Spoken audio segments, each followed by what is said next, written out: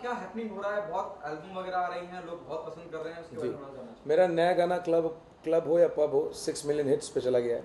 Club हो या pub हो, विस्की का टब हो, नशे में हम सब हो, वो ओ सो वो ओ हो गया, and I am very excited. तो मैंने सोचा कि आप लोगों को इन्फॉर्म कर दिया जाए कि भैया छक्का मार दिया है अभी। ओके, क्या उम्मीद थी जब आपने इस पे काम किया, और how this song happened? This song happened, मैंने और मेरे दोस्त है रामजी गुलाटी जो कि म्यूज़िक डायरेक्टर है, हम लोगों ने ये गाना तैयार किया था। उसने बोला अली गाओ यार, हमने गाया। और फिर मैंने ये गाना मेरे दोस्त हैं प्रियांक से पूछा, दिल्ली के होटल है, उनको सुना, उनको पसंद आया। वहाँ पर बोहेमिया पाई से मुलाकात हुई। बोहेमिया पाई ने कहा मैं रैप करूँगा इसमें, तो उन्होंने बोला रैप करेंगे, उन्होंने रैप किया। हम लोगों ने गाने को तमाशा रेस्टोरेंट का लॉन्च हो रहा था वहाँ पर शूट कर दिया। उम्मीद तो कुछ नहीं थी, बस ऐसी टी सीरीज से रिलीज़ करा दिया, हो जाएंगे 1 मिलियन 2 मिलियन हिट्स, वो ये उम्मीद थी। और उसके बाद में 6 मिलियन हिट्स हो गया, गाना हिट हो गया, क्लबों में बज रहा है, दुबई जाता हूँ वहाँ बजता है, लंदन जाता हूँ वहाँ बजता है, पब्लिक उसको प्यार कर रही है ना। फिर मैंने कहा भैया आप लोगों को भी बॉलीवुड में भी इन्फॉर्म कर दिया जाए कि सिंगल निकाला था, हिट हो गया है। ओके, उसके अलावा और क्या पाइपलाइन में चल रहा है, और क्या क्या वजह है अभी किसी फिल्म के लिए नहीं इस तरह कुछ गा रहे हैं या कुछ कर रहे हैं आप? या भाई चक्कर ये है कि to be honest with you, जब से मैं बिग बॉस से बाहर निकला हूँ, टच वुड, बिग बॉस ने इतना मेरा प्लेटफॉर्म ओपन कर दिया है कि जो महीने में मैं 2 या 3 शो करता था, अब महीने में 10 से 15 शोज़ होते हैं। 10 से 15 शोज़ का मतलब ये है कि आप एक जगह नहीं टिके हैं। आज आप यूपी में परफॉर्म कर रहे हैं, कल आप जो है नॉर्थ में परफॉर्म कर रहे हैं, परसों में महाराष्ट्र में परफॉर्म कर रहे हैं, फिर दुबई में कर रहे हैं, फिर ओमान में, इंटरनेशनली खुल गए, कनाडा में कर रहे हैं। तो मेरे शोज़ का इतना हो गया कि मुझे 1.5 साल का पता नहीं लगा कि कहाँ चला गया है।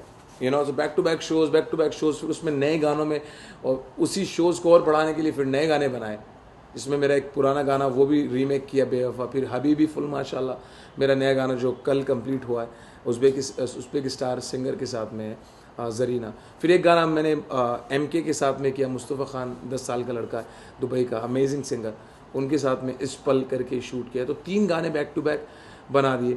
तो अब बॉलीवुड में जब मैं आया हूँ तो बॉलीवुड की फिल्म्स ऑफर हो रही, रियलिटी शोज़ भी ऑफर हो रहे हैं, तो इंशाल्लाह इस साल किए जाएंगे, रियलिटी TV किया जाएगा। और दैट्स वाई 2017 अपना है, तो इंशाल्लाह इस साल आप देखेंगे। ओके, रियलिटी शो किस तरह के ऑफर हो रहे हैं अली, अगर मैं रियलिटी शोज की बात करूं? यार मुझे पहले तो सीरियल ऑफर हुए जो मैंने मना कर दिए। दिया भाती आया था, वो मना किया है भाई। एक एलेक्जेंडर करके एक सीरियल आ रहा है, वो मैंने बोला कि मैं नहीं कर सकता। फिर 1-2 और सीरियल्स आए सोनी के लिए भी, जो मैं इंटरेस्टेड नहीं हूँ सीरियल्स में, बिकॉज मेरा सिंगिंग की दुकान चल रही है, तो मुझे सीरियल्स का बनता भी नहीं है। फिर रियलिटी शोज़ मुझे ऑफ़र हुए कि आप जो हैं होस्ट बन जाइए कुछ बड़े उसमें, तो मैं होस्टिंग में इंटरेस्टेड नहीं हूँ, क्योंकि मैं खुद एक सिंगर हूँ, और जब मैं परफॉर्म करता हूँ तो मुझे होस्ट इंट्रोड्यूस करता है। तो you know, singers and performer में तो बहुत फ़र्क होता है। तो मैंने कहा अगर रियलिटी करूँगा तो एज ए जज करूँगा, भले वो एज ए सिंगिंग का हो या कॉमेडी का हो या XYZ एंटरटेनमेंट का हो। तो वो चीज़ें अब धीरे धीरे करके मेरे पास में आ रही हैं। कोई अच्छी चीज़ आएगी तो फिर से मैं स्मॉल स्क्रीन पे आ जाऊँगा आप लोगों को एंटरटेन करने। ओके, मैं वापस इस सवाल पे आ रहा हूँ। जैसे आपने कहा कि अगर जज करने का मौका मिले तो आप करना चाहेंगे, क्योंकि आप सिंगिंग बैकग्राउंड से आते हैं। जी, क्या ज़्यादा एंजॉय करेंगे आप सिंगिंग को जज करना, या जैसे आपने कहा कि कॉमेडी शोज भी बहुत रियलिटी शोज हो रहे हैं, जी। उसको करना चाहेंगे, क्या करना चाहिए? ये ऑफ कोर्स नंबर 1 पे सिंगिंग को जज करना, बिकॉज वो ब्लड में। कॉमेडी तो यू नो आप लोगों ने देखी है बिग बॉस में, तो 100%, लेकिन first will be singing and then second will be comedy. Okay Ali, जिस तरह से बिग बॉस में इस बार का जो बिग बॉस रहा है वो बहुत ही, आप क्योंकि आप बिग बॉस का हिस्सा रहे हैं और फाइनलिस्ट रहे हैं भैया, हिस्सा नहीं। हिस्सा तो होता है कि आए और गए, हम तो लास्ट दिन ताला लगा के बाहर निकले थे। वेरी ट्रू जी। अली, तो क्या जहां आज जिस भी मकाम पे आप हैं, जी, बिग बॉस को और सलमान का कितना बड़ा योगदान मानते हैं आप? बहुत सारा योगदान उनका है। जिस हिसाब से सलमान सर ने मुझे सपोर्ट किया शो के अंदर, जिस हिसाब से बिग बॉस में मैंने परफॉर्म किया, और यू नो बिग बॉस ने जिस लेवल पे मुझे व्यूअर्स तक लेके गए, वर्ल्ड लेवल तक एक प्लेटफॉर्म दिया, तो आई कैन यू नो, मैं ज़िंदगी भर आभारी रहूँगा इस शो का। और अफसोस भी इस बात का होता है कि इतना बड़ा शो, इतना बड़ा प्लेटफॉर्म, जो इस बार मैंने 2-4 एपिसोड देखे, और कुछ सन की कैरेक्टर्स इस शो के अंदर आए हैं जिन्होंने उल्टी सीधी बकवास की है, वो भी बहुत अफसोस होता है। और उन सन की कैरेक्टर्स के लिए कह रहा हूँ कि आप लोग शो के अंदर सन की है, मैं शो के बाहर भी सन की हूँ। उसके अलावा जिस तरह से उन्होंने जो गंदी हरकत करी, मतलब पेशाब वगैरह, यार ये मेंटली बीमार है आदमी, ये मेंटली ठीक नहीं है। और मैं तो सलाम करता हूँ बाकी दूसरे घर वालों को, उन्होंने कैसे झेला इस आदमी को उस घर के अंदर, इतने पागल आदमी को कैसे झेला, मैं समझ नहीं पा रहा हूँ। मैं सलाम करता हूँ सबको, मैं सलाम करता हूँ बानी को, मन्नू को, मनवीर को, वरुण को, मोना को, इस सब को मैं सलाम करता हूँ कि कैसे झेला, कैसे उस आदमी को खाना दिया, कैसे उसका टेक केयर करते थे। उसके बाद में इतनी जलील गिरी हुई हरकत इंसान कोई कर सकता है, ये कोई पागल ही कर सकता है। यह तो बना हुआ पागल जिसको बोलते हैं कि यह तो पागल है, फिर वो बन के कर रहा है। तो दोनों चीज़ें हो सकती हैं। और बाहर निकल के जो फालतू की बातें उसने इंटरव्यूज़ दिए हैं इधर उधर, मैं उसको खुलेआम चेतावनी दे रहा हूँ कि मुझे किसी शो में, किसी सत्संग में मत मिल जाना। ओके, गरिमा कितनी खराब होती है बिग बॉस जैसे शो की, जहाँ जब सलमान जैसे होस्ट मौजूद रहते हैं और वहाँ पे इस तरह की हरकत होती है, इसमें कहीं निशान सवाल उठता है। ऑफ कोर्स उठता है, इसमें उनकी कोई गलती नहीं है। इसमें ना तो सलमान सर की, ना कोई बिग बॉस की टीम की किसी गलती नहीं है।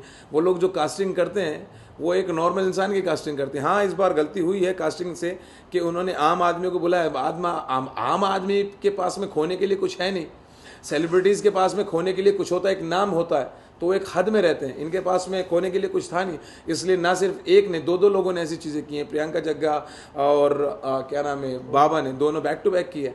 तो ये इस चीज़ से जो बिग बॉस की क्रिएटिव टीम है उनको सीखना चाहिए कि अगर अपने शो को उस लेवल पे रखना है तो नेक्स्ट टाइम कुछ दूसरा क्रिएटिव लेवल पे सोचें, क्योंकि इसमें हमारे भाई की भी इज्जत है, हमारे शो की भी इज्जत है, ये ख़राब नहीं होनी चाहिए। ओके, अब तक कितने एपिसोड देखे हैं आपने और कितना फॉलो करते हैं बिग बॉस को? यार मैं निकलते पढ़ते देखा है, लेकिन जब मेरे कान में, क्योंकि मैं फेसबुक पे रहता हूँ, इंस्टा पे रहता हूँ, लोग कहते हैं क्या देखा, तो थोड़ा सा फ्री होता हूँ, प्लेन में होता हूँ, रिकॉर्डेड वर्जन देख लेता हूँ। तो देखा तो बहुत अफसोस होता है देख के कि यार इतना गिरा हुआ इंसान, क्या पागल, मतलब पागलपंती की हद है यार। वोकल रहो, करो, चीज़ें करो यार, लड़ना मरना करो, लेकिन आप पेशाब फेंक रहे हो यार, ये तो हद है यार। मतलब दिस इज़ लाइक। ओके, आप फाइनलिस्ट रहे हैं बिग बॉस के और सलमान कहीं आपको भी बहुत फेवर करते थे जी, विद ऑल ड्यू रिस्पेक्ट जी, कोई ना कोई फेवरेट रहता है उनका हर बार। और इस बार आपको क्या लगता है कि कौन उनका फेवरेट रहेगा और कौन आपको लगता है विनर बन के निकलेगा? देखिए यार, सलमान सर जो फेवर करते हैं वो एंटरटेनमेंट को करते हैं, चाहे उसमें अली कुली मिर्ज़ा हो, चाहे उसमें गौहर खान हो, चाहे उसमें मन्नू मनवीर, कोई भी हो, जो एंटरटेन करेगा उसको फेवर मिलेगा।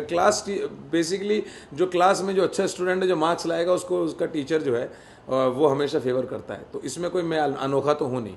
दूसरी बात यह है कि इस बार के जो मैं देख रहा हूँ, मनवीर बहुत अच्छा कर रहा है, मन्नू भी बहुत अच्छा और दिमाग से खेलता है, मोनालिसा, बानी, ये भी बहुत अच्छे खेलते। तो कंपटीशन बहुत टाइट है, कुछ भी हो सकता है, सरप्राइज। बिकॉज बिग बॉस में क्या होता है, जो जीतता है एंड में सरप्राइज होते हैं, अरे ये जीत गया, तो इसमें अनसर्टेन होता है।